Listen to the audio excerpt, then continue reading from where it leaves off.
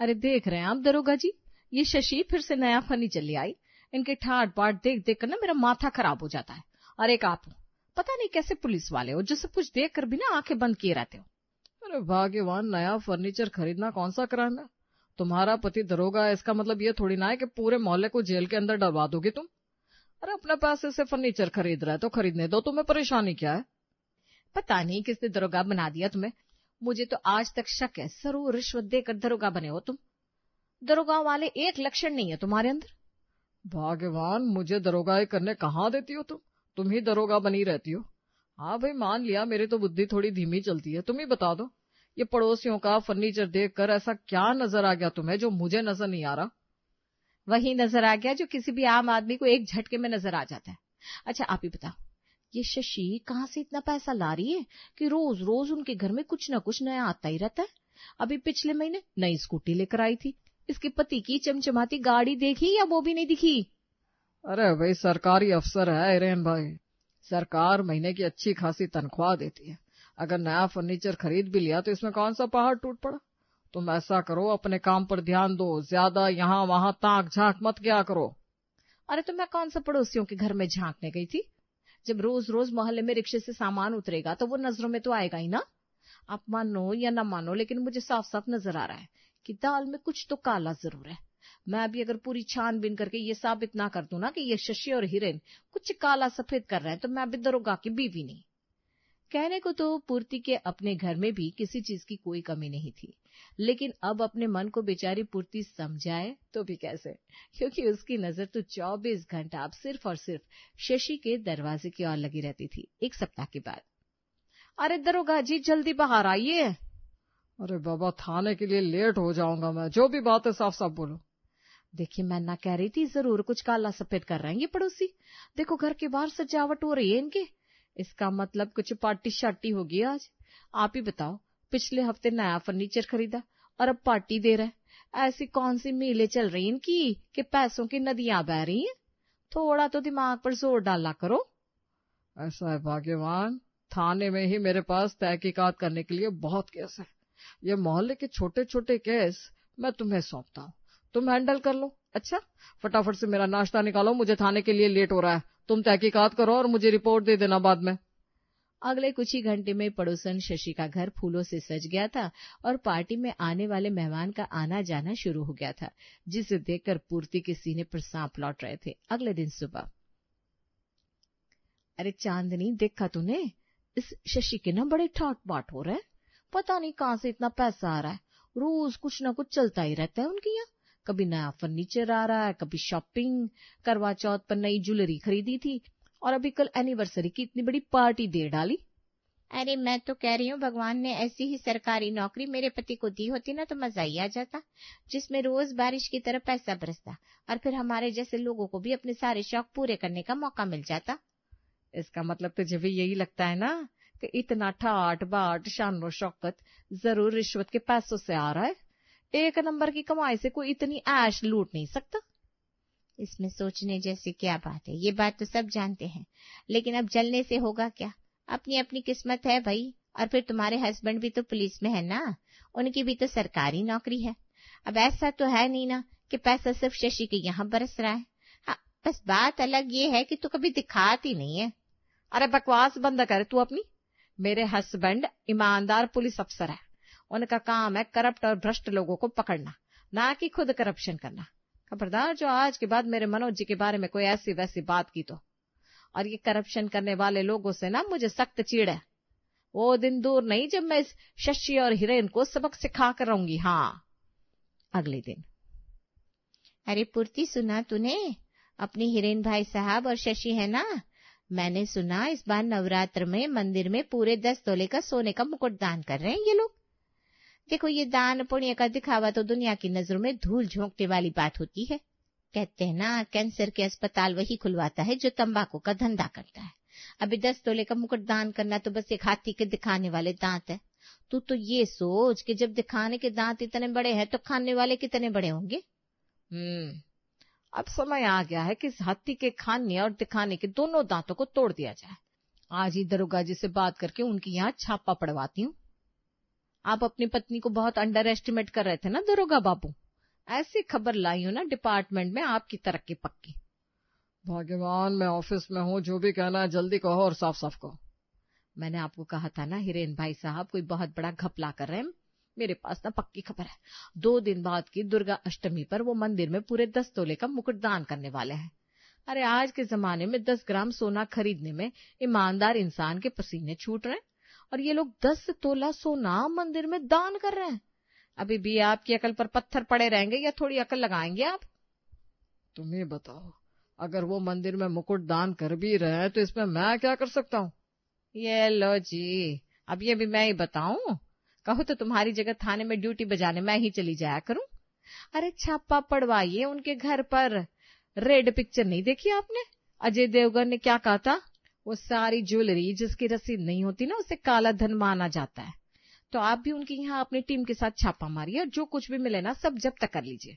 इतना सारा सोना सरकारी खजाने में जमा करवाएंगे तो पूरे डिपार्टमेंट में वाह वाह हो जाएगी आपकी। अगर आज मैंने इस हिरेन के यहाँ छापा नहीं मारा तो मेरी बीवी मेरा जीना मुश्किल कर देगी। ऐसा करता हूँ, आज 2 हवलदारों को लेकर इनके यहाँ छापा मार कर देख लेता हूँ कि आखिर कौन सा कुबेर का खजाना छुपा रखा है इसने। दरोगाई के ठसक में अंधे हो चुके मनोज उसी रात पड़ोसी हिरन के घर पर छापा मार देता है।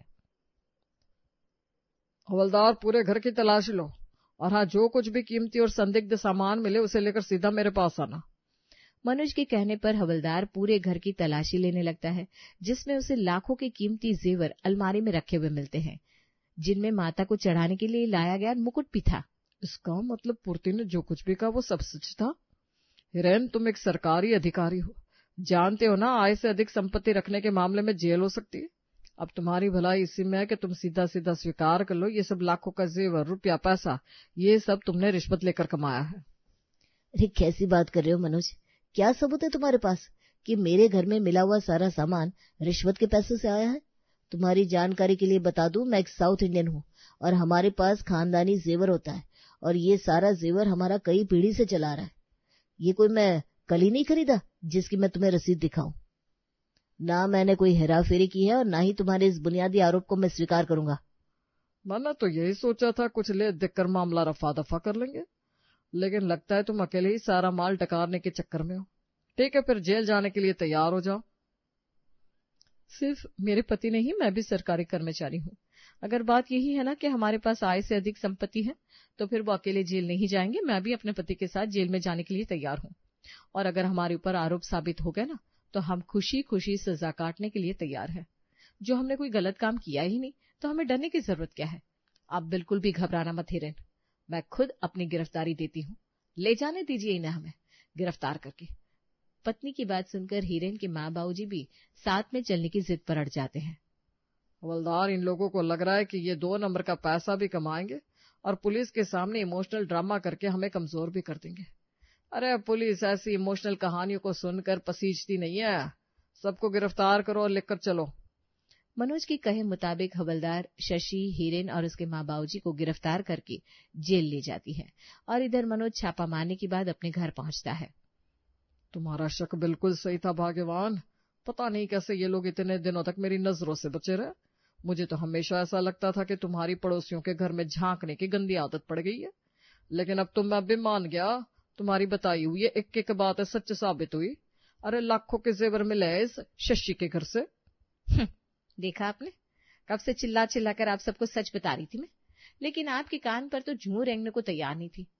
अच्छा ये सब छोड़िए, ये बताइए जो लाखों का माल पड़ा है आपको कितना मिला उसमें से? अरे मिलता तो तब ना जब वो अपनी गलती मानने को तैयार हो जाता, और जेल के बाहर मेरे साथ सेटलमेंट करके कुछ 8-10 लाख हमें भी मिल जाते तो हमारा भी भला हो जाता। लेकिन जेल जाने की नौबत आ गई, फिर भी ये बात मानने को तैयार ही नहीं था कि उसने रिश्वत लिया। अब तो मैंने भी सोच लिया है, अगर मेरा भला नहीं हो सकता तो मैं भी उसे इतनी आसानी से छोड़ने वाला नहीं हूँ। ऐसे ऐसे केस लगाऊंगा ना, पूरा परिवार कम से 8-10 साल तो जेल में चक्की पीसेगा ही पीसेगा। बिल्कुल ठीक किया आपने। एक तो रिश्वत लेकर पैसा कमाते हैं, ऊपर से दिखावा ऐसा करते थे जैसे कितने बड़े धर्मात्मा हैं।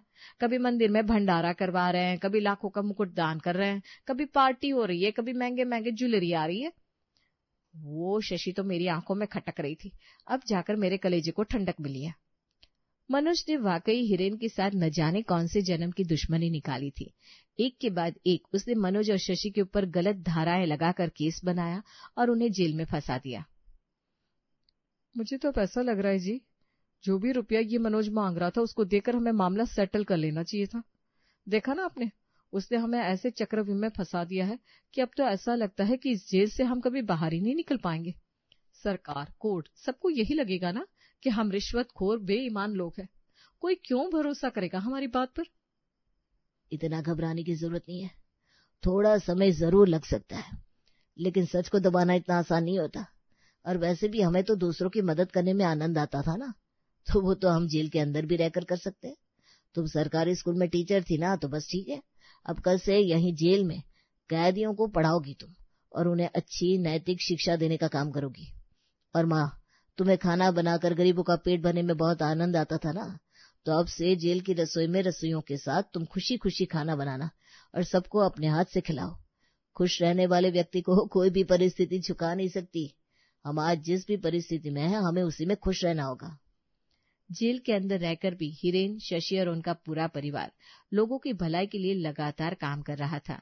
उनके अच्छे कर्मों का फल था कि कुछ ही दिनों के अंदर जेल में जितने भी कैदी थे, सभी हिरेन और शशि के मुरीद हो गए थे।